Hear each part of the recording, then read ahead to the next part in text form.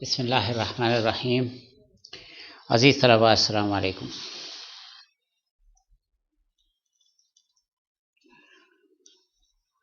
आज हम statistical inference में ये टॉपिक पढ़ेंगे, test concerning goodness of faith and independence. मैं उबैदुल्ला हूँ।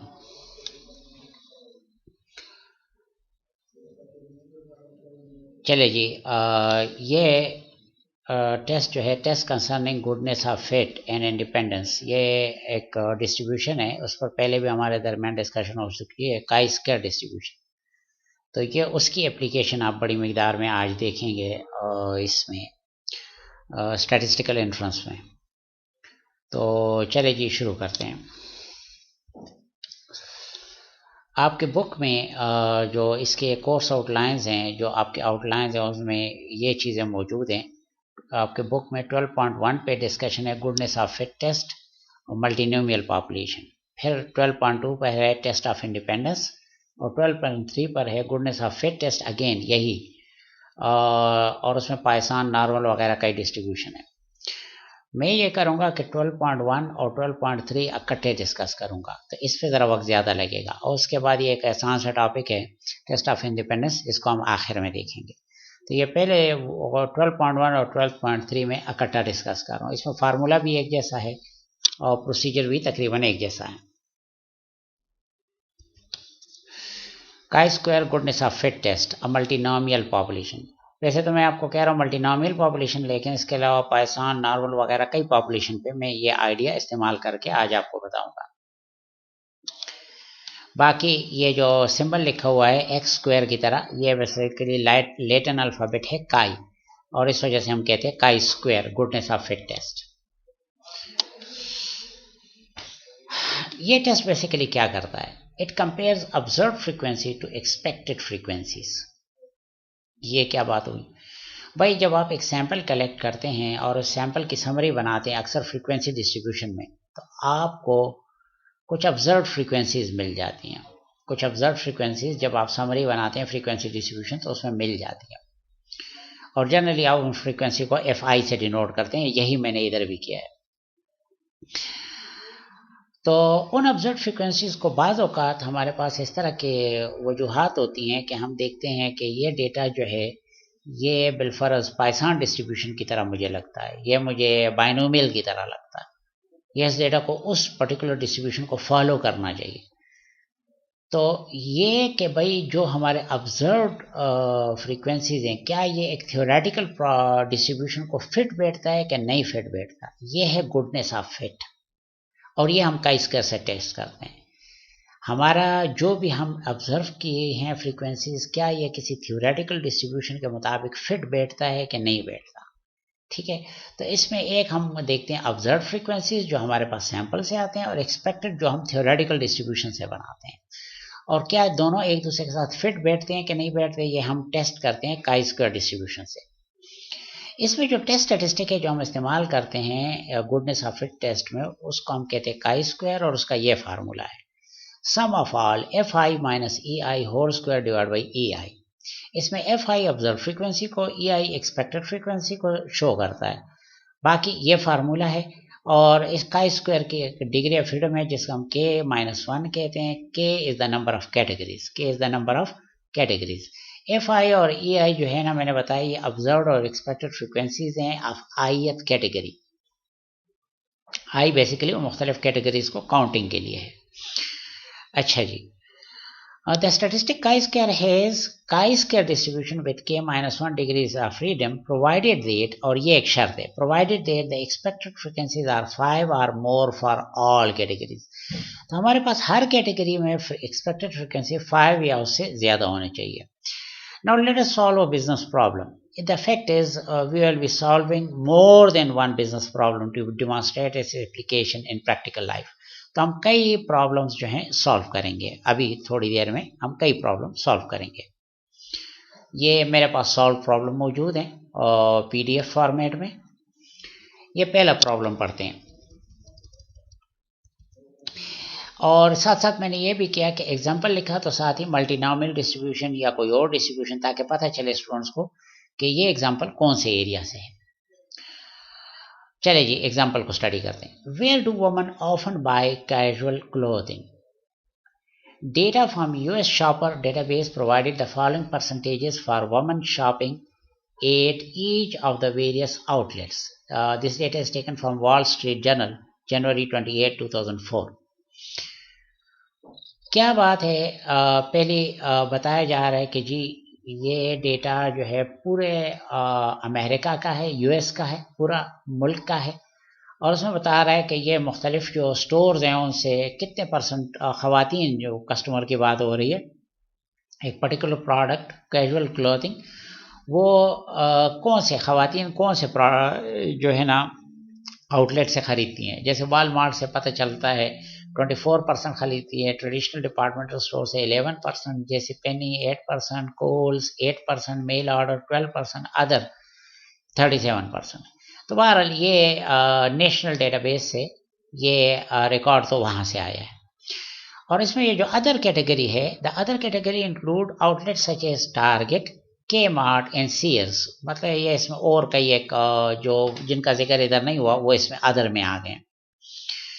No individual outlet in this group accord for more than 5% of women shoppers. Recent यानी ये जो के मार्ट है, टारगेट है, सीएस है, इनमें से एक भी उसकी परसेंटेज ज़्यादा नहीं थी, इम्पोर्टेंस ज़्यादा नहीं थी, तो उनको हमने सबको अदर में रख दिया है। A recent survey using a sample of 140 women shoppers in Atlanta, Georgia found 42 Walmart customer, 20 traditional departmental store, 10 JCPenney, 10 Kohl's, 21 mail order, 39 other outlet shoppers. तो ये अब एक रीसेंट सर्वे हुआ है और ये तकरीबन 140 खवातीन का सर्वे हुआ है। कहाँ पर? Atlanta, Georgia. अब उसमें जो हमारे पास पता चला कि वॉलमार्ट वाले 42 कस्टमर्स हैं, 20 कस्टमर्स जो हैं खवातीन हैं वो ट्रेडिशनल डिपार्टमेंट स्टोर से जाती हैं, इसी तरह मुख्तलिफ बताए गए। अब क्वेश्चन ये है कि क्या एटलांटा जॉर्जिया में खवातीन अपने बाइंग पैटर्न में इस पर्टिकुलर प्रोडक्ट के लिए बाइंग पैटर्न में उसी तरह है जिस तरह नेशनल हमारे पास ये परसेंटेजेस है, क्या इनकी सिचुएशन एग्जैक्टली इस तरह है कि नहीं डिफरेंट है, या इनकी सिचुएशन और इसकी सिचुएशन में कोई बहुत ज़्यादा फर्क तो नहीं है। Does this sample suggest that women shopper in Atlanta differ from the shopping preference expressed in US shopper database? What is the p-value? With I use alpha equal to 0.05, what is your conclusion? तो hopefully आपको question समझ आ गया होगा। अब मैं इसके solution की तरफ आता हूँ। पहले तो ये देखें कि ये सोल्यूशन में पहले हमने नल अल्टरनेट हाइपोथेसिस बताए हैं, अल्फा बताया है, टेस्ट स्टैटिस्टिक बताया है, कुछ कैलकुलेशन है।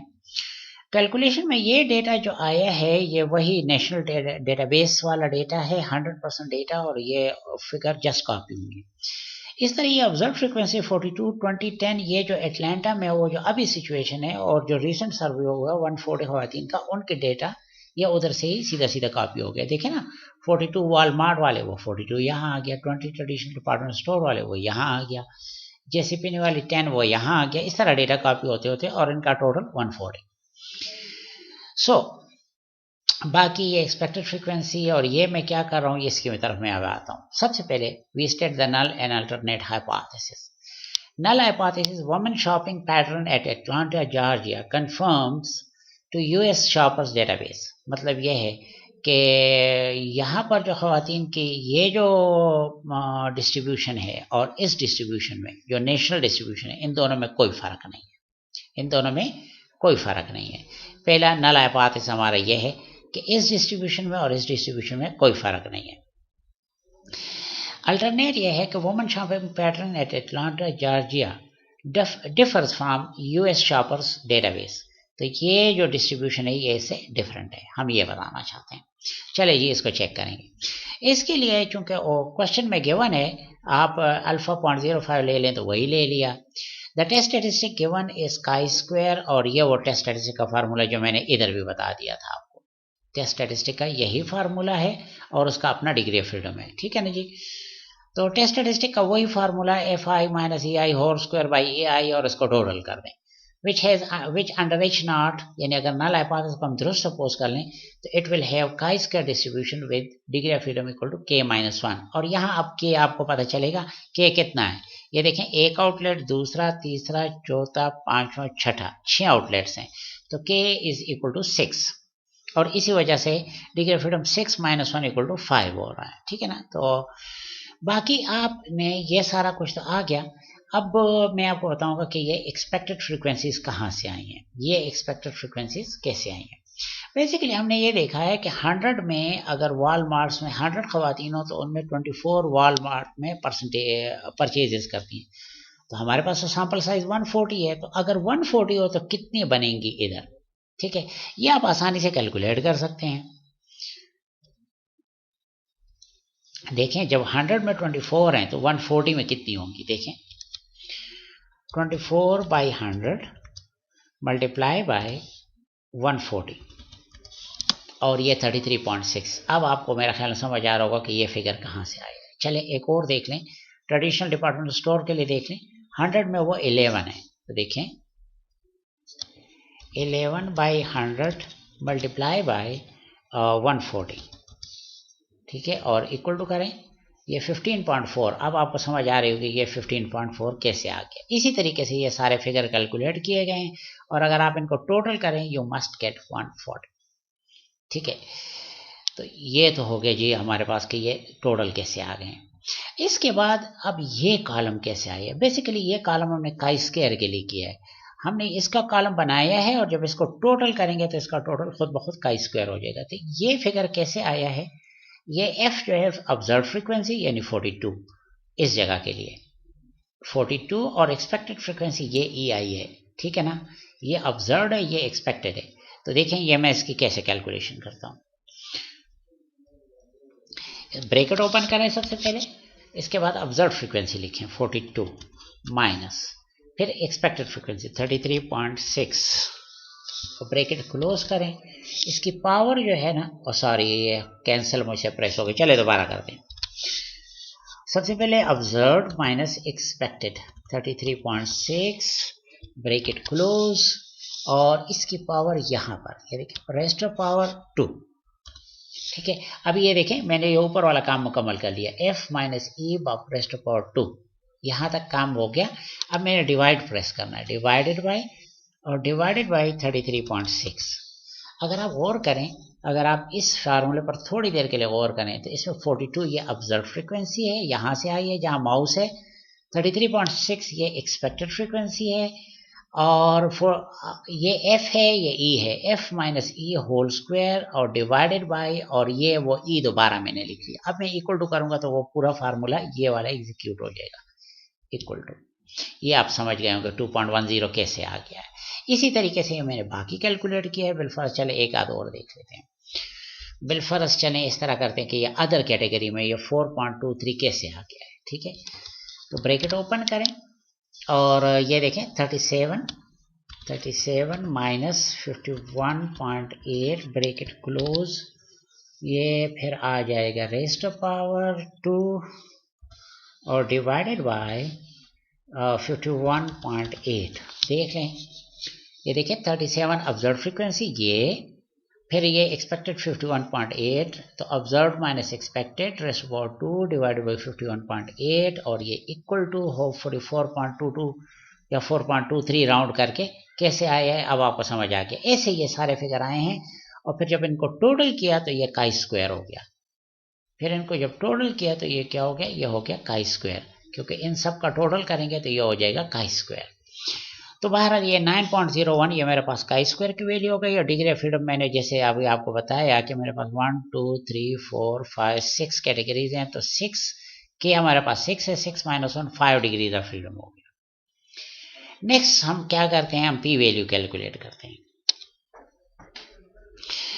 Now p value equal to probability that chi square, ये देखें टेस्ट स्टैटिस्टिक है, test statistic is greater than the computed value of test statistic 9.01, chi square is greater than 9.01। इसकी क्या चांस है, प्रोबेबिलिटी क्या है, ये मालूम होगा। आपको पता है कि प्रोबेबिलिटी 1 माइनस और ये लेस देन होगा, ये ग्रेटर था, जब लेस होगा तो 1 माइनस हो जाएगा। ये जो फिगर है probability chi square less than 9.01, ये एक्सेल में इस तरह लिखा जाता है। ये 1 तो अपनी जगह, माइनस भी अपनी जगह। ये जो प्रोबेबिलिटी है लिखा जाती है काई स्क्वायर डॉट डिस्ट्रीब्यूशन 9.01, ये वो कैलकुलेटेड वैल्यू, कामा ये 5 जो है ये उसका वो डिग्री ऑफ फ्रीडम है ये वाला, और कामा ट्रू, ठीक है ना। और ये इससे हमें काई स्क्वायर टेबल पढ़े, या तो हम काई स्क्वायर टेबल पढ़ लें और या हम एक्सेल में ये फार्मूला दे दें और उससे ये रिजल्ट आ जाएगा। देखें कैसे।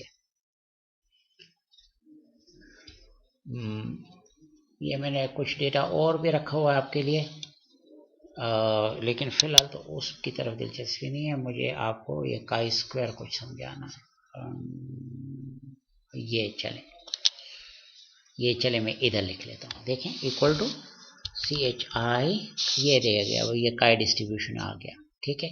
इसके बाद सबसे पहले वो x की वैल्यू कहाँ गए, मेरे पास वो है 9.01, कामा, इसके बाद degree of freedom, degree of freedom ये मैंने बताया 5 है, और कामा, और ये ट्रू करना है इसको, और इसको क्लोज करें। तो ये देखें अब ये 0.891324, अच्छा यहाँ पर शायद मुझे थोड़ी सी गलती हुई है, 0.891334 था, मैंने 24 लिखा हुआ है। कोई ये लगता है कि बस मुझे इधर से देखने उधर लिखने के दौरान कुछ गलती हो गई है, लेकिन ये इतनी छोटी गलती है क्योंकि हमें इब्तिदा के ये 0.891 ही अहम है, ये इतने दूर तक हमें अहम नहीं है, लिहाजा मैं इसको इग्नोर कर रहा हूँ, इस गलती को मैं इग्नोर कर रहा हूँ।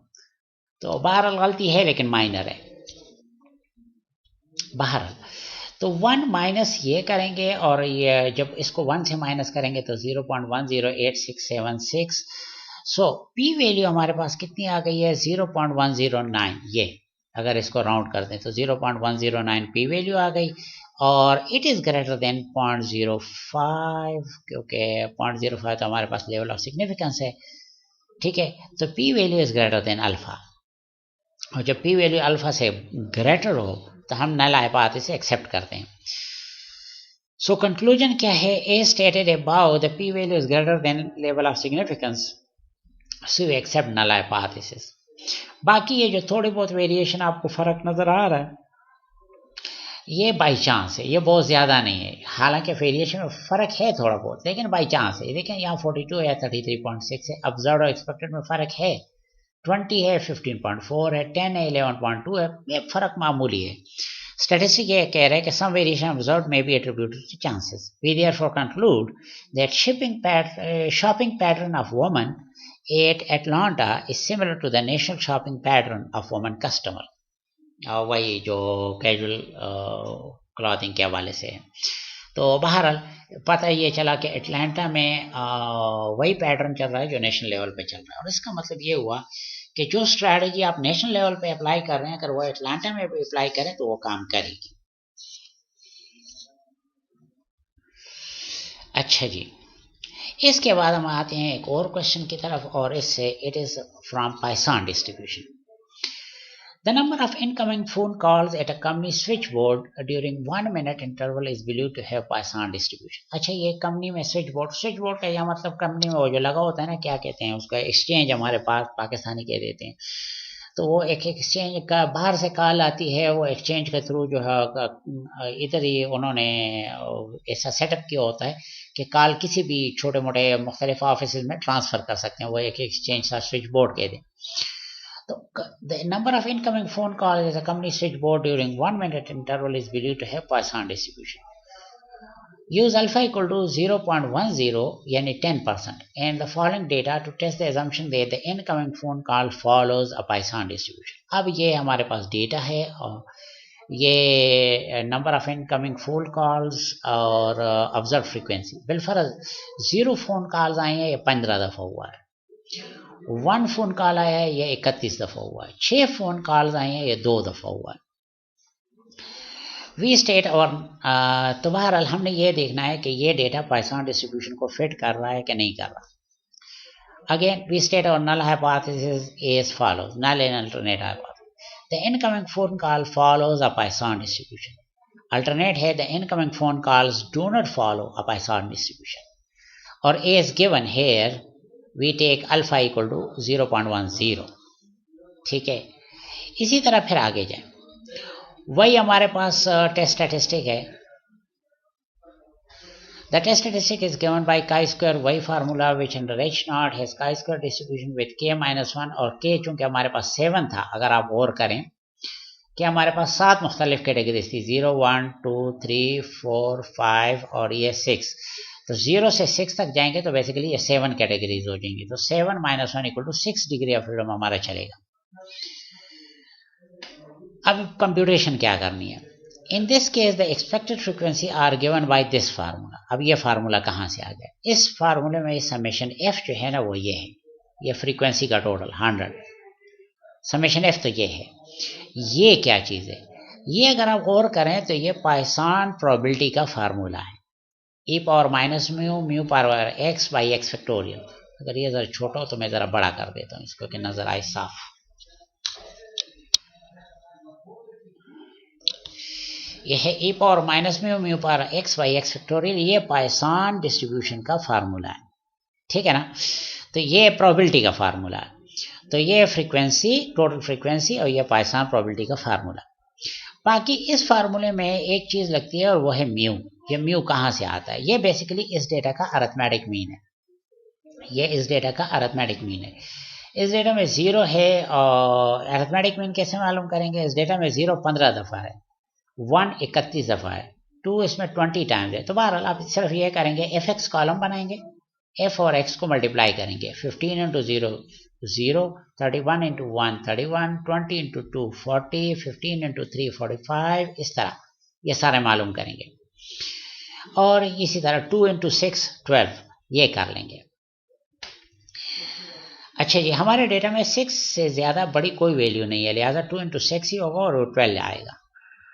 अच्छा, अब आपने इन सब को टोटल किया तो ये 200 आया, अगर आप इनको टोटल करें, और इनको फ्रीक्वेंसी को टोटल करें तो ये 100 आया। अब अरिथमेटिक मीन आप मालूम करेंगे, इस 200 को इस 100 पे डिवाइड करेंगे, ठीक है ना। Arithmetic mean mu is equal to summation F X divide by summation F, ये फार्मूला है म्यू का।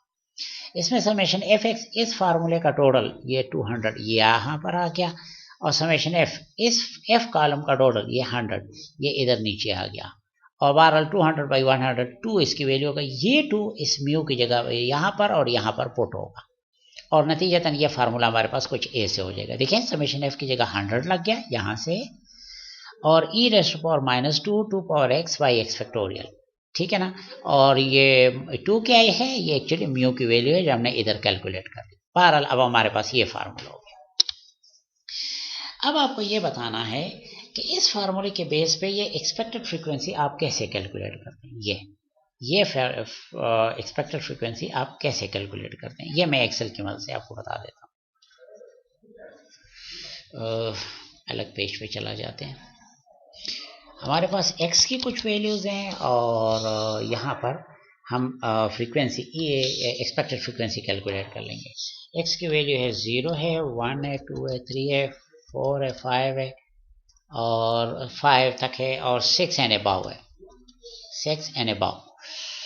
अच्छा जी, और ये चले मैं साथ साथ फार्मूला भी बताऊँ आपको, ये फार्मूला नोट करें, ये फार्मूला, ठीक है ना, ये फार्मूला मैं नीचे दूंगा अभी,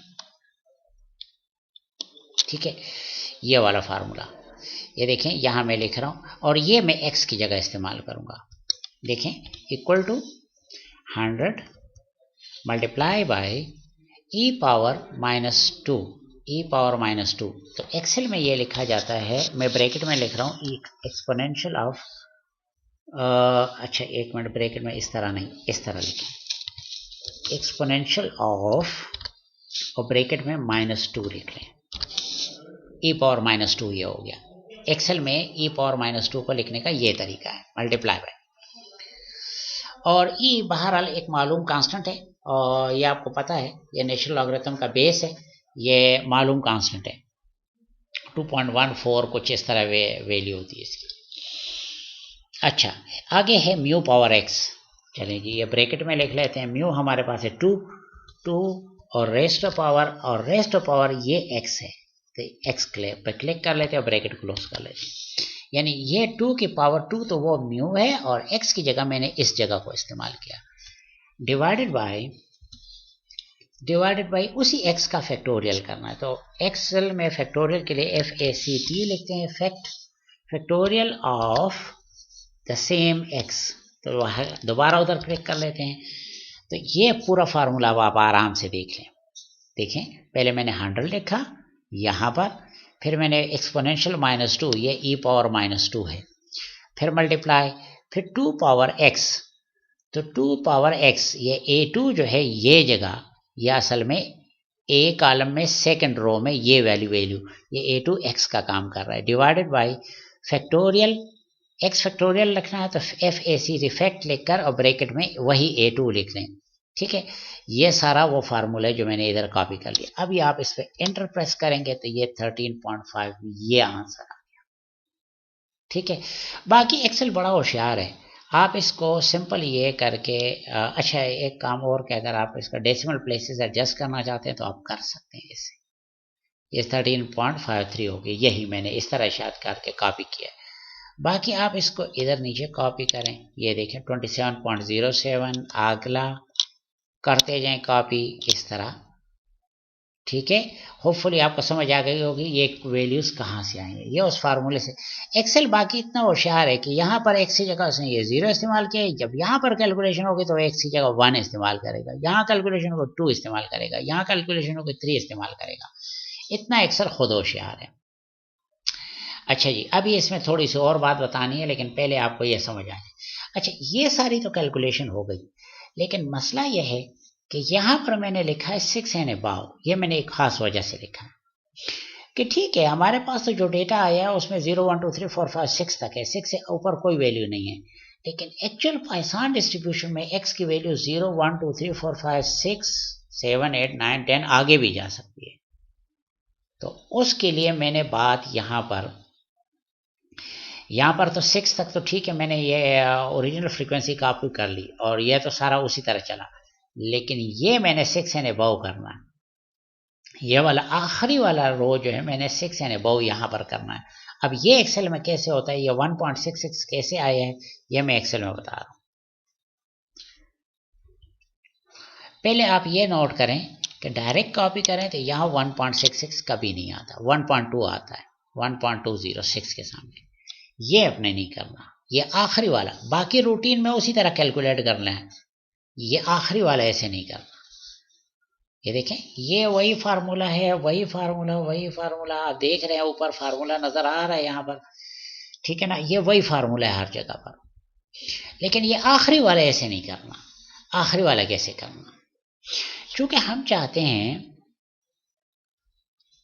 कि टोटल हमारे पास कितना है, जो हमारे एफ कॉलम का टोटल है वही टोटल यहां पर भी आए, हम ये चाहते हैं। तो इसके लिए आपने करना क्या है, यहां टोटल हम चाहते हैं कि 100 आए। ठीक है ना, अगर आप फिलहाल मैं थोड़ा डिलीट करके आपको बता दूं कि ये टोटल फिलहाल 100 नहीं आएगा अगर हम उस तरह करें तो। अगर हम ये टोटल करें तो ये 100 कभी नहीं आएगा। देखिए 99.55 कुछ कमी आ रही है। ठीक है, अब मैं इसको डिलीट कर रहा हूँ और इसको भी डिलीट कर रहा हूँ, और यहाँ मैं लिख रहा हूँ 100, और यहाँ पर मैं लिख रहा हूँ इक्वल टू दिस नंबर, यानी इस 100 से माइनस करना है मैंने सम ऑफ क्या, इन सब का सम मैंने माइनस करना है, जो ऊपर मैंने कैलकुलेशन कर, इन सब का सम 100 से माइनस करना है। 100 जो नीचे लिखा हुआ है ये अब 1.66 आ गया है। ठीक है ना, अब अगर आप इस कॉलम का टोटल करेंगे ना तो आपको ये 100 मिलेगा। ये देखिए, मैंने सिर्फ इनको सेलेक्ट किया और इधर देखें इसका सम एग्जैक्टली 100 हो गया। तो बहरहाल अब आपको ये बताने मकसूद था कि यहाँ पर ये 100 कैसे आया है, 6 एंड अबव पे ये आंसर हमने क्या किया है। अच्छा जी, ये हो गया। अब ज़रा एक अहम मसला है, वो ये कि हमने इधर पढ़ा है, हमने यहाँ पर पढ़ा है कि आपके पास एक्सपेक्टेड फ्रीक्वेंसी शुड बी 5 और मोर। अब एक्सपेक्टेड फ्रीक्वेंसी हमारे पास यहाँ दो जगहों पर 5 और मोर नहीं है। यहाँ देखें 3.61 है और यहाँ 1.66 है, बाकी सब ठीक है, लेकिन इस जगह पर 5 से कम है, इस जगह पर भी 5 से कम है। अब इसके लिए क्या करते हैं, इसके लिए हम ये करते हैं कि हम इस रो को ख़त्म कर देते हैं और इसकी एक्सपेक्टेड फ्रीक्वेंसी यहाँ जमा कर लेते हैं और इसकी ये फ्रीक्वेंसी इसमें जमा कर लेते हैं और यहाँ 5 का बजाय 5 आर मोर लिख लेते हैं। ठीक है, अभी आपको समझ आ जाएगी। दीज वैल्यूज बहरहाल फ्रीक्वेंसी जो मैंने कंप्यूट कर यहाँ लिख ली है और it may be noted that the expected frequency in last two rows is less than 5, so adjustments are needed। यहाँ पर इन दो रोज में ये काम है 5 से, तो adjustment are needed। After making necessary adjustment, the table is reproduced below। ये टेबल मैंने दोबारा लिखा है, अलबत्ता अब की दफ़ा मैंने fx कॉलम इसमें शो नहीं किया क्योंकि उसकी ज़रूरत मुझे सिर्फ यहाँ थी, तो इधर नीचे मैंने दोबारा fx कॉलम शो नहीं किया। ये हो गया। So after making necessary adjustment, the table is reproduced below। It may however be noted that this adjustment affected our degrees of freedom। Degree of freedom पहले कितना था? 7 minus 1 equal to 6। देखिए हमारे पास 7 क्लासेस थी, 1 2 3 4 5 6 7 क्लासेस थी, तो 7 minus 1 6। लेकिन अब जो हमने दो क्लासेस को मिक्स कर दिया, इन दो को मर्ज कर दिया है, तो अब सिचुएशन ऐसी नहीं रही। अब देखें ना, 0 1 2 3 4 और 5 एंड अबव, वो 6 वाला गायब हो गया। 5 एंड अबव कर दिया और ये 2 और 4 को इकट्ठा करके यहाँ 6 कर दिया। इस तरह 1.66 और 3.61 इसको इकट्ठा करके 5.27 कर दिया। ठीक है ना, ये देखें हमने क्या किया है, ये देखें 3.61 प्लस 1.66 और 5.27 मैंने इधर इकट्ठा कर लिया। इसी तरह 4 और 2 को 4 + 2 6 मैंने यहाँ इकट्ठा कर लिया और ये रो मैंने ख़त्म कर दी, मैंने 5 एंड अबव कर दिया इसको। लेकिन इस तरह करने से मेरे पास वो जो 6 तक था वो 0 1 2 3 4 5, यानी पहले मेरे पास 7 क्लासेस थे, अब 6 क्लासेस हो गए। लिहाजा डिग्री ऑफ फ्रीडम 6 - 1 5 हो गया। पिछला वाला डिग्री ऑफ फ्रीडम नहीं रहा, डिग्री ऑफ फ्रीडम मजीद रिड्यूस हो गया। तो ये बात ध्यान में रखें। बाकी मैंने एक्सपेक्टेड वैल्यू कैसे कैलकुलेट की है, जैसे थोड़ी देर पहले उधर कैलकुलेट की थी, वही observed minus expected whole square divide by expected. ये फार्मूला आप बार बार देखेंगे, ठीक है ना। एक दफ़ा फिर बेशक देख लें कि ये वैल्यू कैसे आई है। बेसिकली इस 15 और 13.53 से आई है। इसमें ये ऑब्जर्व्ड है और ये एक्सपेक्टेड है। देखें कैसे, ब्रैकेट ऑब्जर्व्ड है 15 माइनस एक्सपेक्टेड है 13.53 होल स्क्वायर कैसे करेंगे, ये पावर 2, ठीक है ना, और डिवाइडेड बाय 13.53, ठीक है।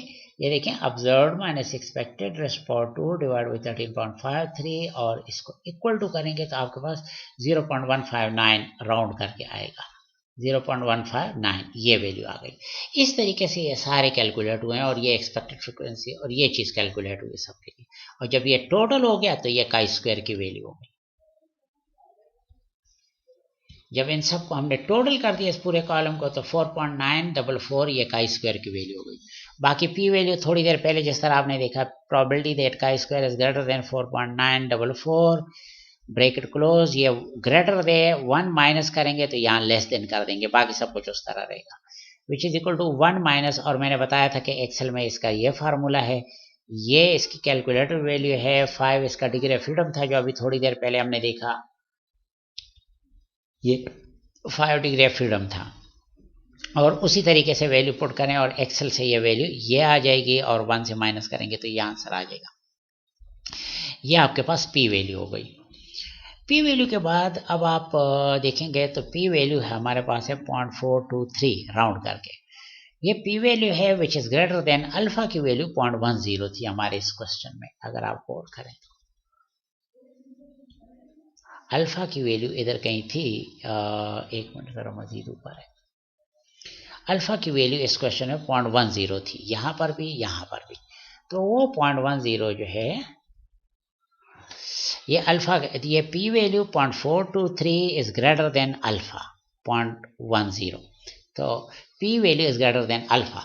लिहाजा इसके बेस पे हम क्या कंक्लूजन लेंगे, as stated above the p value is greater than the level of significance, so we accept null hypothesis। सीधी बात है, जब p वैल्यू ज्यादा होती है अल्फा से तो हम null hypothesis एक्सेप्ट करते हैं। बाकी जो थोड़ी बहुत वेरिएशन है they may be attributed to chances. We therefore conclude that the incoming phone calls data actually follow a Poisson distribution. ठीक है जी. अच्छा जी, अब हम जाते हैं थर्ड एक और एग्जाम्पल की तरफ.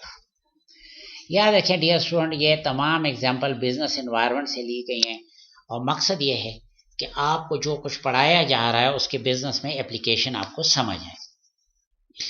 अब थर्ड एग्जाम्पल है and it is from binomial distribution. The following data shows the number of defective parts in 80 cartons of a product. Each carton contains 12 pieces of the product. Fit a binomial distribution to this data and test the goodness of fit. अब ये बता रहे हैं, data ये हमें बता रहा है कि हमारे पास 6 कार्टन ऐसे थे जिसमें कोई भी डिफेक्टिव नहीं था. 20 कार्टन ऐसे थे कि जिसमें एक डिफेक्टिव था. टोटल ये 80 कार्टन थे. बाकी एक कार्टन में एक से ज़्यादा डिफेक्टिव क्यों हो जाते हैं? वजह यह है कि भाई कार्टन में एक पीस नहीं होता, 12 पीसेस होते हैं, तो इस वजह से ये सब कुछ हो रहा है. बहरहाल हम नल अल्टरनेट हाइपोथेसिस सबसे पहले बताते हैं. The number of defective follow binomial distribution, the number of defective do not follow binomial distribution. तो ये ऊपर वाला नल और ये अल्टरनेट हाइपोथेसिस हो गया. बाकी आप अल्फा सेलेक्ट करते हैं 0.05. अल्फा कितना, ये चूंकि गिवन नहीं है तो मैंने खुद से ही ले लिया 0.05 और आप ले लिया करें अगर गिवन ना हो तो. टेस्ट स्टैटिस्टिक का स्क्वायर वही सारी पुरानी बात और डिग्री ऑफ फ्रीडम k-1 = 6 - 1 = 5. या 6 कैसे हो गया देखें, 0 1 2 3 4 5, चूंकि 0 से काउंटिंग की है तो 6 हो जाएगा. 6 - 1 = 5. तो यह डिग्री ऑफ फ्रीडम हो गया. बाद में अगर ज़रूरत हुई किसी इस वजह से कि क्लासेस मिक्स करनी पड़ी, जिस तरह अभी करना पड़ा, तो डिग्री ऑफ फ्रीडम रिड्यूस कर लेंगे, लेकिन अभी हमारे पास डिग्री ऑफ फ्रीडम जो है 5. अगेन चले जी आगे बढ़ते हैं. कंप्यूटेशन कैसे करनी है? In this case the expected frequencies are given by summation F. ये तो वही था जो ऊपर भी मौजूद था, लेकिन वहां पर यहाँ पर पाइसान का फार्मूला लगा था. यहाँ चूंकि अब बाइनोमियल का केस है तो यहाँ बाइनोमियल का फार्मूला लगेगा. NCX p पावर x और 1 - p, ये बाद लोग इसको q कहते हैं, = n - x. इसमें ये p की वैल्यू कहाँ से आती है? तो इसके लिए आपको जो बात याद रखनी है वो ये कि बाइनोमियल में मीन NP के बराबर होता है. ठीक है, और इसके भी बराबर होता है. ये तो मीन का मशहूर फार्मूला है, summation fx by summation f. अब इससे हमारे पास, इस डेटा से हमारे पास मीन की वैल्यू आ जाएगी. ये डेटा आपको गिवन है 0 1 2 3 4 5 और उसकी ये फ्रीक्वेंसी भी गिवन है. ये तो अभी थोड़ी देर पहले आपने देखा. उसी तरह जैसे हमने पाइसान में किया था, यहाँ fx कॉलम बनाएंगे और उसको टोटल करेंगे, f का कॉलम का टोटल करेंगे, और जब हम fx के कॉलम के टोटल 174 को डिवाइड करेंगे 80 से, जैसे यहाँ पर मैंने किया, ठीक है ना, तो 2.175 ये मेरे पास मीन की वैल्यू हो जाएगी. लेकिन बाइनोमियल में मीन NP के बराबर होता है.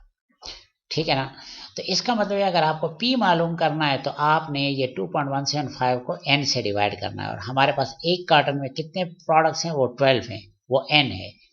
तो 2.175 डिवाइड बाई 12 जब आप करेंगे तो यू विल गेट 0.18125. ठीक है ना, ये आप 2.175 डिवाइड बाई 12 तो ये 0.18125 ये वैल्यू हमारे पास आ गई. ये हमारे पास P की वैल्यू हो गई, प्रोबेबिलिटी ऑफ सक्सेस. ठीक है ना. बाकी अब ये n की P की ये वैल्यूज जब आप इस फार्मूले में पुट करते हैं, समेशन f की जगह 80 पुट करते हैं, 12cx n की जगह 12 और p⁻x और 1 - p⁻12 - x, तो ये फार्मूला आपको हेल्प करेगा एक्सपेक्टेड फ्रीक्वेंसी ये वाला कैलकुलेट करने में. ठीक है ना. तो अब आपको मैं बताता हूँ कि ये एक्सपेक्टेड फ्रीक्वेंसी इस फार्मूले से कैसे कैलकुलेट करते हैं एक्सेल में. अच्छा, अब पुराने फार्मूले तो डिलीट करें क्योंकि अब बाइनोमियल की तरफ आ रहे हैं. ठीक है ना, और हमारे पास 5 तक है, इससे आगे नहीं है. ठीक है, तो ज़रा देखें इसको. मैं आपको ये वाला फार्मूला इधर पुट करके दे रहा हूँ. ठीक है. अच्छा है, इस दौरान आप एक्सेल भी काफ़ी हद तक सीख लेंगे. इक्वल टू सबसे पहले 80 मल्टीप्लाई बाय, ये जो 80 ये वाला था, मल्टीप्लाई बाय ये 12cx जो है. और ये बात याद रखें कि ये x का काम करेगा. 12cx जो है ना, ये एक्सेल में इस तरह लिखते हैं, कम्बिनेशन के लिए कम्बिनेशन और 12 कामा और x, चूंकि ये एक जगह x का काम कर रहा था, इधर क्लिक करके इसको क्लोज कर लेंगे। अब वो उसको इतनी समझ आ गई कि ये जगह उसने x की जगह इस्तेमाल करनी, मल्टीप्लाई बाय ये जी p पावर x लिखना है। p की तरह लंबी छोड़ी वैल्यू है। चले इस तरह करते हैं कि मसला ना बन जाए, तो ये कैलकुलेशन हम ब्रैकेट में करते हैं। 0.18125 और रेस्ट पावर और ये x की वैल्यू हो गई, रेस्ट पावर x। अच्छा जी, मल्टीप्लाई बाय ब्रैकेट अगेन, लेकिन ये मैं 2 ब्रैकेट लगा रहा हूँ। क्या वजह है इसकी, आपको अभी समझ आ जाएगी। 1 minus 0.18125 bracket close, rest power again bracket 12 minus और ये x, ब्रैकेट क्लोज और ब्रैकेट क्लोज। अच्छा जी, ये डबल ब्रैकेट की क्या कहानी है। पहले तो ये 80 ये वाला है, 12cx जो है ना, ये कम बिन 12 और ये a2, याद रखें a2 मुसलसल x का काम कर रहा है। मल्टीप्लाई बाई 0.18125 पावर a2, वही के जी यही लिखा गया और उसकी पावर x, ये जगह x का काम कर रही है। मल्टीप्लाई बाई, मैं यहाँ पर ये चाहता हूँ कि ये पहले अलग से कैलकुलेट हो जाए या अलग से कैलकुलेट हो जाए। ऐसा ना हो कि अगर यहाँ पर आप इतने ब्रैकेट नहीं डालेंगे ना, तो मुमकिन है कि वो कंफ्यूजन हो जाएगी और एक्सेल इस सिर्फ 1 से माइनस किए बगैर इस नंबर की पावर ले लेगा और वो काफ़ी कंफ्यूज कर देगा सिचुएशन को। तो मैं चाहता हूँ कि पहले ये चीज़ अलग से कैलकुलेट हो, इस तरह ये चीज़ अलग से कैलकुलेट हो। जब इसका आंसर है तो उसकी पावर जो इसका आंसर है वो लिया जाए। तो इस वजह से ये ब्रैकेट लगाए गए। बाकी फार्मूला पूरा देख लें, बेशक इधर फार्मूला पूरा देख लें। अब मैं इसको एंटर कर रहा हूँ, इसका आंसर आना चाहिए 7.26, ये 7.26, ठीक है। और ये अगर आप डायरेक्ट कॉपी कर लेंगे तो ये आखिरी वाला ज़रा गलत होगा, वो पायसान वाला किस्म का मसला होगा, ये ठीक नहीं होगा, ठीक है। बाकी आंसर यही होंगे, आप बेशक इधर देख लें। 7.26, 19.28, 23.48, 17.33, 8 पॉइंट्स, ये आखिरी वाला। वजह यह है कि मैं वो बाई सब्ट्रैक्शन हमने 80 तक बराबर करने के लिए, ये देखें मैं यहाँ लिखूंगा 80 और इसको करूंगा डिलीट, और यहाँ इनफैक्ट लिखूंगा equal to this number minus sum of this all, इन सब का सम जो ऊपर मौजूद है, और तो ये 4.02 हो जाएगा इस तरह, ठीक है ना। तो इस तरीके से डियर स्टूडेंट ये कैलकुलेशन होती है। होपफुली आपको समझ आ गया होगा। बहरहाल ये कैलकुलेशन मैंने कर ली एक्सपेक्टेड फ्रीक्वेंसी की। अब अगेन मसला है, एडजस्टमेंट नीडेड है क्योंकि यहाँ पर फ्रीक्वेंसी 5 से कम है, तो हमें ये रो ख़त्म करना पड़ेगा। ये इसके साथ सम होगा और ये इसके साथ सम होगा और ये टेबल दोबारा नीचे बनेगी, और आपके पास जो डिग्री ऑफ फ्रीडम ऊपर बनी थी उससे 1 डिग्री ऑफ फ्रीडम मजीद कम हो जाएगी, ठीक है। यहाँ पर मैंने मजीद 5 - 1 करके 4 कर दिया डिग्री ऑफ फ्रीडम।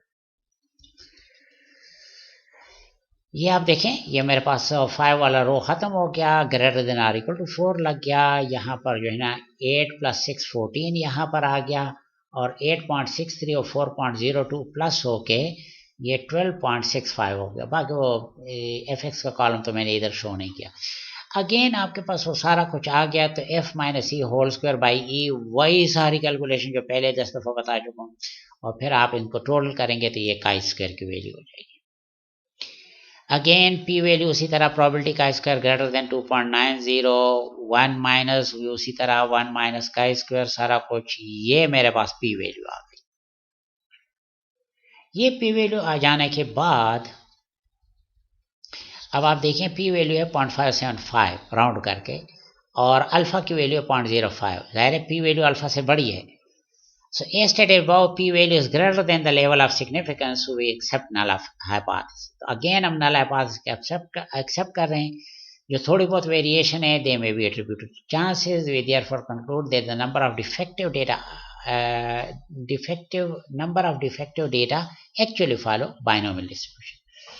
तो ये क्वेश्चन भी खत्म हो गया। आगे जाते हैं।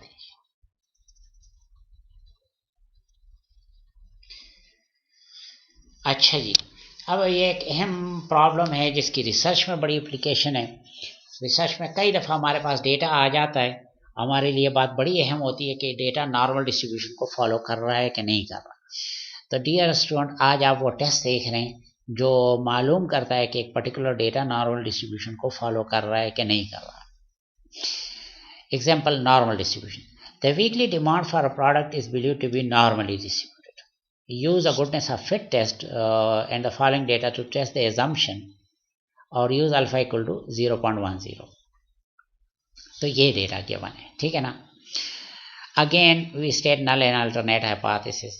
The weekly demand follow normal distribution, the weekly demand do not follow normal distribution. ये तो नल अल्टरनेट हाइपोथेसिस हो गया। अल्फा की वैल्यू जो उन्होंने दी है वो हमने ले लिए। टेस्ट स्टैटिस्टिक वही है विच अंडर एच नॉट है sky scale distribution with appropriate different. ये भी मैंने इसलिए लिखा कि अगर बाद में चेंज करना पड़े तो अभी से अप्रोप्रिएट ही लिखने, क्योंकि कई दफ़ा 2-3 क्वेश्चन में पीछे आपने देखा ये चेंज हो जाता है। बाकी इस डेटा का minimum, maximum, mean, standard deviation पहले मैंने कैलकुलेट किया है। कैसे किया है ये मैं आपको एक्सेल में बता रहा हूँ। ये डेटा आपकी सहूलत के लिए मैंने पहले से ही एक्सेल में कॉपी कर दिया था। यहाँ तो नहीं, शायद इधर, हाँ ये डेटा है, ठीक है ना। एक बात तो ये देखें कि मैंने इसका ये पूरा डेटा, इसका मैंने इधर एक नाम रख लिया है डेटा एक्सेल में। तरीका ये होता है कि आप उसको सेलेक्ट करके इधर क्लिक करें, नाम लिखें डेटा, या जो भी नाम लिखना चाहते हैं वो लिखें और एंटर प्रेस कर दें, तो इस डेटा का वो नाम हो जाएगा। अब मुझे इसका चाहिए मिनिमम, मिनिमम यानी मुझे इसकी लीस्ट वैल्यू चाहिए, लोवेस्ट वैल्यू चाहिए, हाईएस्ट चाहिए, हाईएस्ट वैल्यू चाहिए, मुझे इसका मीन चाहिए, अरिथमेटिक मीन, और इसका स्टैंडर्ड डेविएशन एसडी चाहिए। अब ये मैं कैसे मालूम करता हूँ, क्योंकि वो मैंने बता तो दिया आपको, लेकिन ज़रा यहाँ देखिए कैसे करते हैं। इक्वल टू और मिनिमम, मिनिमम लिखकर और ब्रैकेट में डेटा लिख लें। डेटा इसलिए कि मैंने ऑलरेडी उसका ये नाम लिखा हुआ, तो डेटा लिखकर बस आप एंटर करेंगे वो समझ जाएगा वो उसने इस डेटा का मिनिमम मालूम करना। इत्तेफाक से 18 शुरू में ही है। इसी तरह इक्वल टू करके मैक्सिमम लिखें, मैक्सिमम लिखें और डेटा लिख लें, ब्रैकेट क्लोज करें, ये जी मैक्सिमम हो गया, ठीक है 31, ये मैक्सिमम हो गया। इसका मीन क्या है, इक्वल टू करके मीन के लिए एवरेज लिखते हैं, एक्सेल में एवरेज लिखते हैं और एवरेज करके डेटा लिख लें और ब्रैकेट क्लोज करके एंटर कर देंगे, एवरेज हो गया। इक्वल टू करके और standard deviation S T div लिखते हैं, ये वाला एस टी डिव या सैंपल वाला एस, ये लिखें और डेटा लिख लें और एंटर कर दें। ये जी आपके पास स्टैंडर्ड डेविएशन आ गया। एक तो ये, तो ये कुछ जो बाज़ आंसर्स हैं कि इस डेटा का मिनिमम ये है, मैक्सिमम ये है, मीन ये है, स्टैंडर्ड डेविएशन ये है। We need to convert the given data into group frequency distribution in such a way that expected frequency in each class is at least 5. हाँ, ये बात ज़रा ध्यान में रखें। एक्सपेक्टेड फ्रीक्वेंसी चूँकि हमारे काई स्क्वायर की जिस रिक्वायरमेंट है कि expected frequency should be at least 5, तो लिहाजा हम इसका ऐसा ग्रुप फ्रीक्वेंसी डिस्ट्रीब्यूशन नहीं बनाएंगे जिसमें एक्सपेक्टेड फ्रीक्वेंसी 5 से कम हो। हम ऐसा बनाएंगे कि 5 से ज़्यादा ही हो, 5 हो या उससे ज़्यादा हो। कम्युलेटिव स्टैंडर्ड नॉर्मल टेबल हो या माइक्रोसॉफ्ट एक्सेल, इस सिलसिले में आपकी काफ़ी हेल्प कर सकते हैं और ज़रूरी कैलकुलेशन नीचे गिवन है। अब मैं आपको बता रहा हूँ कि ये हम कैसे करते हैं, एक्सेल में भी बताऊँगा और इधर भी बता रहा हूँ। ये देखें कि ये टेबल कैसे बन गए। पहले ये टेबल समझाऊंगा आपको और फिर इसकी तरफ आऊँगा, ठीक है ना। ये तो फ्रीक्वेंसी डिस्ट्रीब्यूशन है और ये यूँ समझे कि उसके लिए रफ वर्क है, ठीक है, ये रफ वर्क है। लेकिन ये रफ वर्क मैंने कैसे किया है ये मैं समझा रहा हूँ एक्सेल में। पहले आप ये समझें कि मेरे पास टोटल, अगर मेरे पास 100 ऑब्जर्वेशन है और मैंने उसको हर क्लास में कम से कम 5 ऑब्जर्वेशन रखनी है, तो आप 100 को आप डिवाइड करें 5 पे, तो मेरे पास ये कितना आ रहा है 20। तो यानी 20% ऑब्जर्वेशन मैंने एक क्लास में रखनी है। 20% ऑब्जर्वेशन मैंने एक क्लास में रखनी है। अब आप देखेंगे ये 20% से मैं क्या ले रहा हूँ। 20% को जब आप 20 को 100 पे डिवाइड करते हैं तो ये 0.2 आ जाता है, ये वही 20% है। ठीक है, अब ज़रा देखिए, मैं 20% के साथ यही 20% ऐड करता हूँ, equal to this number plus 0.2, तो ये 0.4 हो जाएगा। मज़ीद इसी तरह 0.2 ऐड करते जाएं तो बाकी एक्सेल की होशियारी काम ले लें तो यहाँ 1 आ जाएगा, यहाँ पर शुरू में एक 0 आ जाएगा। ठीक है ना, 0 फिर 20% फिर 40% फिर 60% 80% और 1 का मतलब है 100%। तो ये काम मैंने कर दिया। अच्छा, अब मैं कुछ फार्मूला है यहाँ लगा सकता हूँ, लेकिन अभी नहीं लगा रहा, यहाँ लगा रहा हूँ पहले। अच्छा जी, ये एक फार्मूला लगाना है, इक्वल टू नॉर्मल नॉर्मल, ये देखें, मुझे स्टैंडर्ड नॉर्मल का इनवर्स फंक्शन चाहिए, ये वाला जहाँ माउस अभी शो कर रहा है, इस पर डबल क्लिक कर। स्टैंडर्ड नॉर्मल का मुझे इनवर्स फंक्शन चाहिए जो प्रोबेबिलिटी लेकर हमें x की वैल्यू देते हो। प्रोबेबिलिटी मेरे पास ये है 20%। अच्छा, इस पर ये वैल्यू आ गई, ये देखें ये फार्मूला, और इस पर यह आंसर आ गया। अच्छा, ये मैं ड्रैग करके यहाँ तक ले आता हूँ तो वैल्यूज ये नॉर्मली कैलकुलेट कर लेता है। मैंने ये नहीं बताया, ये नहीं बताया। ठीक है, अच्छा अब ज़रा ये देखें, 1 करें तो क्या करता है, और 0 पर भी ये यही करता। ठीक है, अब इसका क्या करें, क्योंकि मुझे 0 भी चाहिए 1 भी चाहिए, तो मैं 0 तो नहीं लेकिन 0 के बहुत करीब वैल्यू रख लेता हूँ, 0 पॉइंट जैसे इस तरह कर लेता हूँ, चले। ठीक है, इस तरह, या 0 पॉइंट बेशक 3 0 करके 1 कर लेते हैं ऐसे। इसी तरह यहाँ 1 तो नहीं किया 1 के, लेकिन 1 के बहुत करीब चले जाते हैं ऐसे। ठीक है, आपके पास ये आंसर आ जाए। ठीक है, तो ये अगर ये हमारे पास स्टैंडर्ड नॉर्मल की सिचुएशन हो गई है। ये बिल्कुल 0 से लेके 0%, 20%, 40%, 60%, 90% और 100%, ये तकरीबन 100% होगी। अच्छा जी, इसके बाद मैंने क्या करना, इसके बाद इनको मैंने कन्वर्ट करना है इस डेटा के बेस पे, और उसका फार्मूला है, देखिए मैं पहले लिख लेता हूँ, इक्वल टू, सबसे पहले ये मीन ले लें, मीन है 24.5, ये देखिए ये वाला मीन प्लस ये नंबर जो इधर मौजूद है। ठीक है, और मल्टीप्लाई बाय स्टैंडर्ड डेविएशन, और स्टैंडर्ड डेविएशन की ये वैल्यू है 3.014334, और एंटर प्रेस कर दें, ये वैल्यू आ गई हमारे पास। ठीक है, और ये वैल्यू अगर आप गौर करें तो हमारे लोवेस्ट से कम है। ठीक है, और एक्सेल की बातें इस्तेमाल करते हुए डबल क्लिक करें, ये सारा आ जाए। अच्छा, इसमें ये डेसिमल प्लेसेस ज़रा कम कर देते हैं, एक और कम, ये नंबर मेरे पास क्या आ गए हैं, ये नंबर, ये जो कुछ मैं कर रहा हूँ आपको समझ आ जाए कि ये मैं बेसिकली क्लास लिमिट्स के लिए कर रहा हूँ। अब यहाँ पर आपको अलग से मैं लिमिट्स बना देता हूँ, lower limit, upper limit, frequency. ठीक है, ये आप पहले तो ये कर ले, पर एक्सपेक्टेड फ्रीक्वेंसी को देखा जाएगा। लोअर लिमिट को मैं इक्वल टू यही नंबर लिख लेता हूँ, और इसको इधर ले आता हूँ, तकरीबन यहाँ तक। कहाँ तक, इधर तक, ओ सॉरी यहाँ तक 27.0 तक। ये अभी आपको समझ आ जाएगी ये मैं क्यों लेके नहीं गया। असल में अपर लिमिट में यहाँ से शुरू नहीं करूँगा, यहाँ से शुरू करूँगा, equal to this number minus 0.1।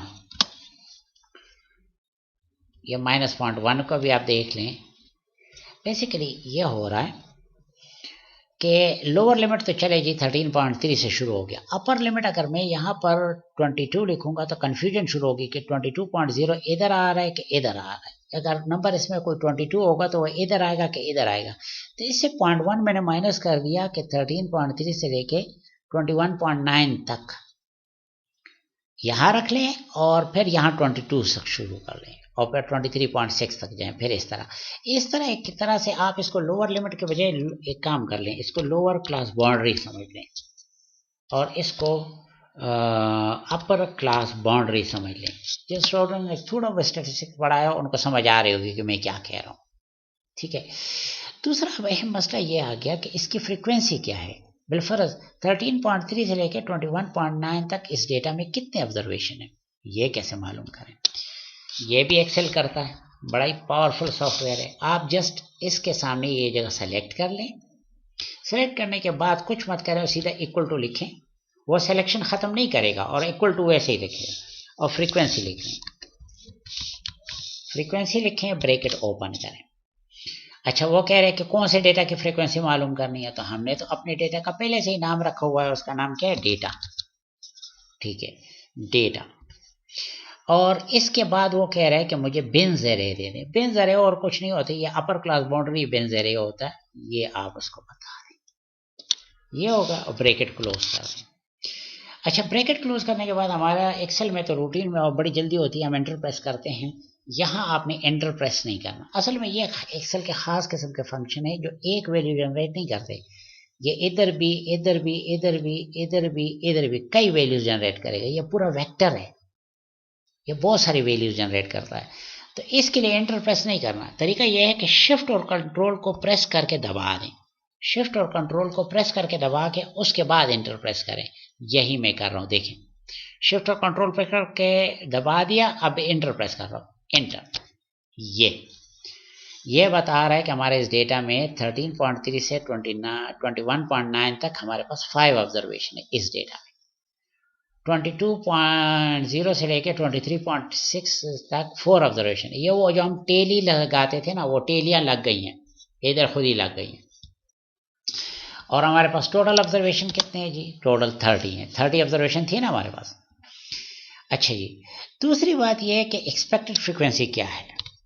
अब यहाँ पर असल आपको जो मैंने इधर बहुत सारी मेहनत की है ना, वो एक्सपेक्टेड फ्रीक्वेंसी की आपको समझ आ जाएगी। ये गौर करें, मेरे पास 30 ऑब्जर्वेशन है और कितनी क्लासेस हैं, 1 2 3 4 5। तो 30 डिवाइड बाई 5 कितना बनता है, 6। 30 डिवाइड बाई 5 6 बनता है, 6 6 6 6 6। ये सब मैंने बराबर क्यों रखी, जरा आप गौर करें।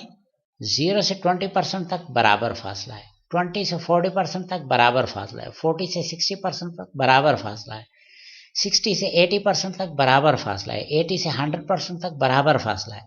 इसलिए मैंने एक्सपेक्टेड फ्रीक्वेंसी बराबर रखी है, ठीक है ना जी। ये वजह है इसकी, ठीक है।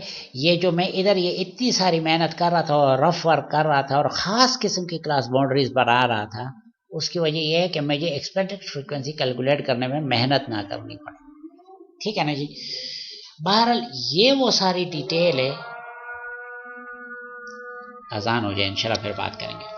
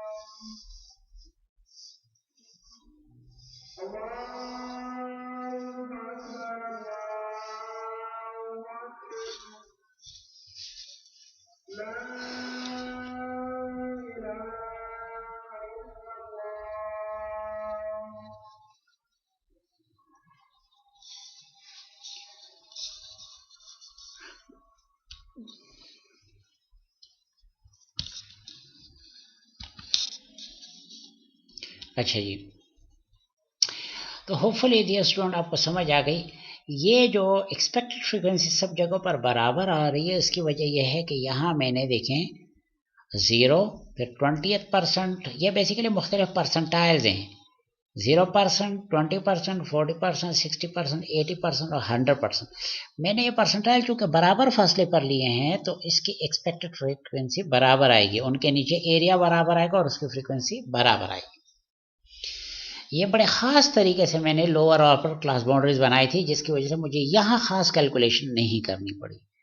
ये चीज़ें कॉपी करके हमने यहाँ रख दी आपके लिए। ये वो एक्सपेक्टेड फ्रीक्वेंसी, ये वो ऑब्जर्व फ्रीक्वेंसी, ये वो क्लास बाउंड्रीज कैसे बनी, ये वो रफ कैलकुलेशन कैसी थी, मैंने सारी ये बता दी।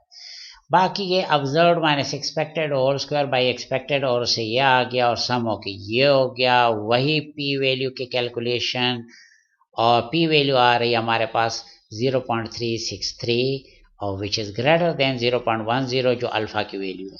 और चूंकि पी वैल्यू ज़्यादा है so we accept null hypothesis, variation are due to chances, we therefore conclude that weekly demand data actually follows the normal distribution. ठीक है ना जी। तो ये था हमारा जो comparing observe frequency to expected frequency. ये मल्टीनोमियल में भी हमने देखा, ये हमने पाइथन में देखा, बाइनोमियल में देखा, नॉर्मल में देखा, सब में हमने इस टेस्ट को अप्लाई कर लिया। आगे जाते हैं जी। अब हमारे पास आखिरी टॉपिक है chi square test of independence, और ये बहुत आसान है, बड़ी जल्दी हो जाएगा। इसको एसोसिएशन ऑफ एट्रीब्यूट्स पे कहते हैं। ठीक है। काई स्क्वायर में ये टेस्ट, काई स्क्वायर का ये टेस्ट बड़ा मशहूर है, बिजनेस में बहुत सारी जगहों पर इस्तेमाल होता है, मेडिकल साइंसेज में इस्तेमाल होता है। Attribute are levels of a qualitative या कैटेगरिकल वेरिएबल। जैसे जेंडर हमारे पास क्वालिटेटिव वेरिएबल है और उसके एट्रीब्यूट हैं मेल और female. An important application of chi-square distribution involves using sample data to test independence of two variables, two categorical variables. दो categorical variable आपस में independent है, independent नहीं है, ये चीज़ इधर चेक की जा सकती है chi-square की मदद से। ठीक है ना, नॉमिनल किस्म के वेरिएबल। इसकी बिजनेस एग्जांपल, जैसे ये एक एग्जांपल देखें, marketing executive may like to know whether the income level of consumer influence their choice of brands। ठीक है। या बिलफर्ज आप मेडिकल साइंस से ये एग्जांपल ले सकते हैं कि स्मोकिंग का कैंसर से, लंग कैंसर से कोई ताल्लुक है कि नहीं है, तो ये आप काई स्क्वायर से टेस्ट कर सकते हैं। ये टेस्ट स्टैटिस्टिक का हमारे पास ये फार्मूला है। बाकी इस फार्मूले से, और ये डबल आई जे और इन चीज़ों से कंफ्यूज ना हो, ये सिर्फ इस वजह से है कि अब जो डेटा आपके पास आएगा वो कॉलम में नहीं होगा इस तरह, एक कॉलम में डेटा नहीं होगा इस तरह, कॉलम में फ्रीक्वेंसी का एक कॉलम नहीं होगा, बल्कि अब डेटा इस तरह आएगा, इस तरह देखें, इस तरह एक टेबल के फॉर्म में होगा। तो इसमें रोज में भी होगा, कॉलम्स में भी होगा। इस वजह से हमारे पास दो समेशन है, एक रो के लिए और एक कॉलम के लिए। n नंबर ऑफ रोज हैं और m नंबर ऑफ कॉलम्स है, ये कहानी है। और बाकी डिग्री ऑफ फ्रीडम बराबर है n-1 इंटू m-1, ये डिग्री ऑफ फ्रीडम का फार्मूला है। यहाँ पर एक्सपेक्टेड फ्रीक्वेंसी का बड़ा आसान फार्मूला है, row total into column total divide by sample size. Row total into column total divide by sample size. अलबत्ता एक बात उसी तरह मौजूद है कि एक्सपेक्टेड फ्रीक्वेंसी हमेशा 5 से ज़्यादा होनी चाहिए, या एटलीस्ट 5 होनी चाहिए। ठीक है। तो बाकी अब आप एक इसके हवाले से एक बिजनेस प्रॉब्लम बताते हैं, chi square test of independence पर एक प्रॉब्लम बताते हैं। ये एक एग्जांपल देखें। One of the question on the Business Week subscriber survey was, in the past 12 months, when traveling for business, what type of airline ticket did you purchase most often? The data obtained are shown in the following contingency table। ठीक है, ये table है 2x2 table है, 2 रोज 2, ये इसमें कितने रोज हैं, इस अगर डेटा के हिस्से को देखें तो 3 रोज हैं और 2 कॉलम हैं। इस मैट्रिक्स में 3 रोज हैं और 2 कॉलम हैं। ये टिकट टाइप है फर्स्ट क्लास, बिजनेस और एग्जीक्यूटिव क्लास, और ये इकोनॉमी क्लास। और फ्लाइट टाइप है डोमेस्टिक और इंटरनेशनल। तो और ये हमारे पास डेटा है। ठीक है ना, अल्फा 0.05 वो कह रहे हैं इस्तेमाल करें।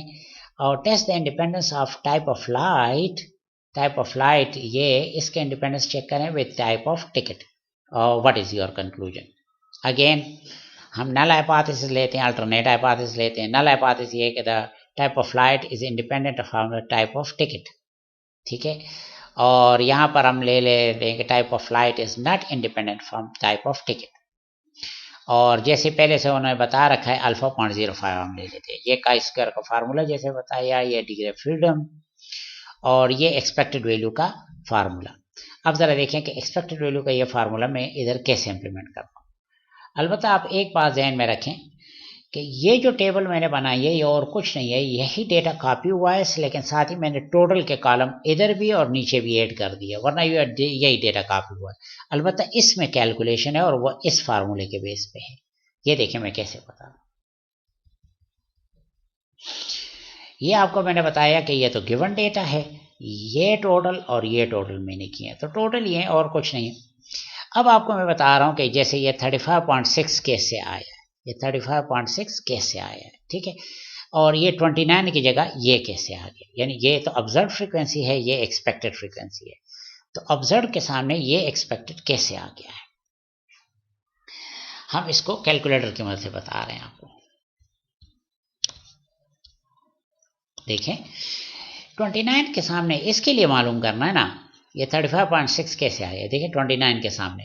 तरीका ये है कि आप ये देखें कि इसका रो टोटल क्या है, कॉलम टोटल क्या है। वो है रो टोटल है 51 कॉलम, सॉरी इसके कॉलम्स का टोटल है 51, इसके रोज का टोटल है 642। बहरहाल ये दो टोटल और ग्रैंड टोटल है 920। अब ज़रा देखें ये कैसे होता है, एक टोटल मल्टीप्लाई बाई दूसरा टोटल 642 और डिवाइडेड बाय ग्रैंड टोटल 920, और ये 35.6 राउंड करके 35.6। चले कोई और देख लेते हैं, जैसे 65.3 कैसे आया है, इस 121 की जगह यहाँ 65.3 कैसे आया है। तो basically 216 multiply by 278 divide by 920 करेंगे। देखें 216 मल्टीप्लाई बाई 278 डिवाइडेड बाई 920, और ये देखें 65.3, ये राउंड करके 65.3। होपफुली आपको समझ आ गई होगी कि ये एक्सपेक्टेड फ्रीक्वेंसीज कैसे आई हैं। बाकी इनका टोटल इधर उधर टोटल वही आते हैं जो इधर आ रहे हैं, ठीक है। ये टोटल कर देने के बाद एक्सपेक्टेड फ्रीक्वेंसी मालूम होने के बाद हम क्या करते हैं कि हम उनको उसी तरह एक कॉलम में रख लेते हैं।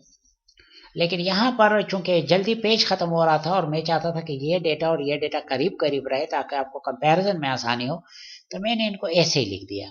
ये देखें रोज में देखें 29, 925, 518 ये वाली वैल्यूज पहले मैंने लिख ली, फिर 22, 121, 135 ये वाली तीन वैल्यूज इधर लिख ली, 22, 121, 135, फिर ये सारी वैल्यूज इधर लिख ली और ये सारी वैल्यूज साथ ही इधर लिख ली, ठीक है ना। और ये जो मैंने काई लिखा हुआ है ये काई और कुछ नहीं है, ये असल में वो f माइनस ई ये वाला f minus E whole square by E, basically ये वाला फार्मूला था, ये और कुछ भी नहीं है। तो ये जो काई है बस आप इसको f minus E whole square divide by e समझें, ठीक है। बाकी ये उसी तरीके से कैलकुलेट किया गया है और जब इसको टोटल किया गया तो इसका आंसर आ गया 100.43। प्लीज नोट करें ये ज़रा छोटी सी गलती है, ये काई नहीं लिखना है, f minus E whole square divide by e लिखना है, ये एक छोटी सी गलती है। अब आपने p वैल्यू कैसे मालूम करनी है, जाहिर है काई स्क्वायर की वैल्यू 100.43 आ गई है, तो probability that chi square is greater then this, और 1 माइनस उसी तरह 1 माइनस ये। अब की दफा पता चला कि इसकी वैल्यू एग्जैक्टली 1 आ रही है एक्सेल में, सो 1 minus 1 is 0, p value is exactly 0। चले अब इसका p वैल्यू तो बहुत कम आ गई है, p वैल्यू की तो 0 आ गई है, और 0 is less than 0.05 which is alpha. तो p वैल्यू चूंकि अल्फा से कम आ गई है तो लिहाजा अब की दफा हम नल हाइपोथेसिस को एक्सेप्ट नहीं कर सकते। As stated above, the p-value is less than level of significance, so we reject the null hypothesis. We therefore conclude that type of light is not independent from type of ticket. तो अब ये independent नहीं है। यहाँ तक तो बात खत्म हो गई। क्वेश्चन याद रखें, जहाँ मेरा माउस है वहाँ पर क्वेश्चन खत्म हो गया है। लेकिन आपको थोड़ा सा ये बताना है कि ये कंक्लूजन समझ आए कि ये क्या हो गया है, क्यों इंडिपेंडेंट नहीं है, ठीक है। तो ये थोड़ा सा मैंने कुछ कैलकुलेशन और कर ली आपके लिए। बेसिकली यही डेटा मैंने एक्सेल में रखा, दोबारा ये कुछ कैलकुलेशन की है। ये देखें, यहाँ पर नहीं, यहाँ पर ये वो डेटा था, टाइप ऑफ फ्लाइट और सारा उसका डेटा है जो पहले से रखा हुआ है। ये मैं ज़रा नीचे कॉपी करके इधर एक फार्मूला लगा लेता हूँ। ये डेटा मैं ख़त्म कर रहा हूँ। अच्छा जी, यहाँ पर मैं लिख रहा हूँ, और एक तो मैं इसका टोटल यहाँ पर ले आता हूँ और इसका टोटल मैं इधर ले आता हूँ। वैसे एक्सेल बड़ा काम का सॉफ्टवेयर है बेटा, आपको आना चाहिए। ओके, अब मैं इन सब को अपने टोटल पे, इस तमाम डेटा को अपने टोटल पे 642 पे और इन तमाम को 278 पे डिवाइड करता हूँ। देखिए, equal to this number divided by 642 और ये आ गया। और इसमें ये डेसिमल प्लेसेस बहुत ज़्यादा हैं, ये कम कर देते हैं और ये मेरे पास आंसर। ठीक है, अब ज़रा इसको देखें, equal to this number divided by 278। इसके भी डेसिमल प्लेसेस ज़रा कम कर देते हैं। ये एक आसान तरीका है कि यहाँ से फॉर्मेट पे एंटर करके ये कर दें, ये खुद ही कम हो जाते हैं और इसको ड्रैग कर देते हैं। अच्छा, वहाँ पर शायद आपको समझ ना आए, इस डेटा में क्लियर समझ ना आए, लेकिन यहाँ चूंकि इन दोनों का टोटल 1 हो गया है, अब कंपैरिजन बड़ी आसान है। अब पता चल रहा है कि जी जब फर्स्ट क्लास में के टिकट जिन लोगों ने ख़रीदे हैं, तो जब वो डोमेस्टिक फ़्लाइट पे थे तो ऐसे लोग फर्स्ट क्लास के टिकट कम ख़रीदते हैं, लेकिन इंटरनेशनल फ़्लाइट पे हो तो 8%। देखें, यहाँ 5% था, यहाँ 8%। और ज़रा एग्जेक्टिव क्लास को देखें, बिजनेस क्लास को, डोमेस्टिक फ़्लाइट पे ये 15% लेते हैं और यहाँ पर एकदम से शूट कर रहा है 44%। अच्छा, ये देखें इकोनॉमी क्लास, पता चला कि डोमेस्टिक फ़्लाइट में लोग अक्सर इकोनॉमी क्लास में ट्रेवल कर रहे होते हैं, लेकिन जब इंटरनेशनल फ़्लाइट पे चले जाएं तो इकोनॉमी क्लास में लोगों की तादाद एकदम से कम हो जाती है और बिजनेस क्लास और फर्स्ट क्लास में लोग ज़्यादा चले जाते हैं। ठीक है, तो यही वो एसोसिएशन है जो इधर नज़र नहीं आ रही थी और इसमें अब नज़र आ रही है। तो वही मैंने इधर आपके लिए कॉपी कर दिया और अब आपको समझ आ रही है कि इकॉनमी क्लास में परसेंटेज डोमेस्टिक फ़्लाइट में बहुत ज़्यादा होती है, लेकिन जब बिज़नेस इंटरनेशनल फ़्लाइट्स की बात आती है तो इकॉनमी वाला बहुत तेज़ी से गिर जाता है, 81% के इधर और 49% के इधर, बड़ा फ़र्क है। और वो सारा शिफ्ट किधर जाता है, या वो बिज़नेस क्लास की तरफ जाता है या वो फर्स्ट क्लास की तरफ जाता है। तो बहरहाल टिकट टाइप और फ्लाइट टाइप जो है, they are associated, they are not independent, they are not independent. Hopefully dear students, आज आपने कुछ ना कुछ सीखा होगा इससे। मैं दोबारा बताता जाऊं कि आज हमने क्या कवर किया। बेसिकली हम स्टैटिस्टिकल इन्फ्लुएंस में test concerning goodness of fit and independence पढ़ रहे थे। उसके हवाले से मैंने आपको बताया कि आपके बुक में ये उसके कोर्स आउटलाइंस हैं। 12.1 और 12.3 मैंने इकट्ठे पढ़ाया। Goodness of fit multinomial distribution, goodness of fit Poisson binomial normal, वो मैंने इधर पढ़ा दिया। टेस्ट ऑफ इंडिपेंडेंस मैंने सबसे आखिर में पढ़ाया। 12.1 12.3 इकट्ठा क्यों पढ़ाया? क्योंकि दोनों के फार्मूले एक ही हैं। ये फार्मूले हैं जो 12.1 और 12.3 में इस्तेमाल हुआ, ठीक है ना। और उसके हवाले से हमने डिस्कशन की और फिर हमने टेस्ट ऑफ इंडिपेंडेंस के हवाले से डिस्कशन की, उसके थोड़ी सी एग्जांपल्स वगैरह भी बताएं। और फिर उसका यहाँ पर जो स्टूडेंट बड़ा परेशान होने लगते हैं, ये डबल समेशन और आई जे सबस्क्रिप्ट, ये कुछ भी नहीं है, बहुत आसान है। इसमें एक्सपेक्टेड फ्रीक्वेंसी कैसे कैलकुलेट करते हैं सारा, और फिर इसकी एक practical problem. Thank you for your time my dear students. अस्सलाम वालेकुम वरहमतुल्लाहि वबरकातुह। होपफुली आपको बात की समझ आई होगी। चले जी, अब हम क्लोज करते हैं।